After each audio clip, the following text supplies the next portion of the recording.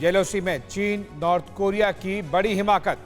Yellow सी में चीन की 2 दिन की सैन्य ड्रिल। चीनी सैन्य प्रशासन ने जारी की है एडवाइजरी। नॉर्थ कोरिया ने दागी है 2 क्रूज मिसाइल। नैन्सी पेलोसी की ताइवान यात्रा से न सिर्फ चीन बल्कि नॉर्थ कोरिया से भी खुली दुश्मनी ले ली है। पेलोसी की ताइवान यात्रा के बाद नॉर्थ कोरिया खुलकर चीन के साथ आ चुका है। अब दोनों देश येलो सी में अपने अपने दुश्मनों पर दबाव डाल रहे हैं। येलो सी में चीन 2 दिनों तक सैन्य ड्रिल करने जा रहा है। चीनी सैन्य प्रशासन ने इसके लिए एक एडवाइजरी भी जारी कर दी है। इस बीच नॉर्थ कोरिया ने येलो सी में 2 क्रूज मिसाइलें दागी हैं। ये जानकारी साउथ कोरिया ने दी है। गौरतलब है कि ताइवान यात्रा के जरिए चीन को नाराज करने के बाद नैन्सी पेलोसी साउथ कोरिया गई थी, जिसके बाद से नॉर्थ कोरिया भी आक्रामक मूड में है। ये भी एक इत्तेफाक है कि नॉर्थ कोरिया ने ये मिसाइल अमेरिका और साउथ कोरिया के जॉइंट ड्रिल शुरू होने के बाद दागी हैं। नैन्सी पेलोसी की ताइवान यात्रा के बाद से ही नॉर्थ कोरिया आग बबूला है।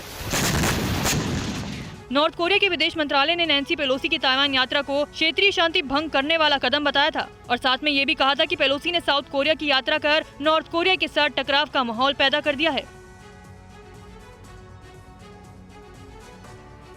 और चीन भले ही ताइवान से दो हाथ करने की तैयारी कर रहा है, लेकिन जिनपिंग के घर में खुद हाहाकार मची हुई है। सरकार बिजली कटौती कर रही है और सिचुआन में गर्मी से लोगों का बुरा हाल है।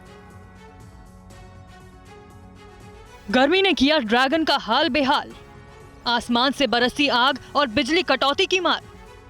चीन की जनता करे त्राहिमाम। चीन के सबसे अधिक जनसंख्या वाले प्रांतों में शुमार सिचुआन में लोग भीषण गर्मी से तो हलकान हैं ही, बिजली कटौती ने उनकी परेशानी 4 गुना बढ़ा दी है। सिचुआन में गर्मी के प्रकोप ने बिजली उत्पादन पर खासा असर डाला है। सरकार ने दक्षिण पश्चिमी प्रांत सिचुआन में घर, दफ्तर और मॉल में बिजली कटौती करने का आदेश दिया है। सिचुआन मैन्युफैक्चरिंग का हब है, ऐसे में बिजली कटौती का असर प्रोडक्शन पर पड़ रहा है। गर्मी के चलते पॉलीसिलिकॉन और लिथियम जैसी पदार्थों की आपूर्ति पर असर पड़ रहा है। इनका इस्तेमाल बिजली उत्पादन में होता है। मौसम विभाग के मुताबिक चीन में पड़ रही रिकॉर्ड तोड़ गर्मी अगले 1 हफ्ते तक जारी रहेगी।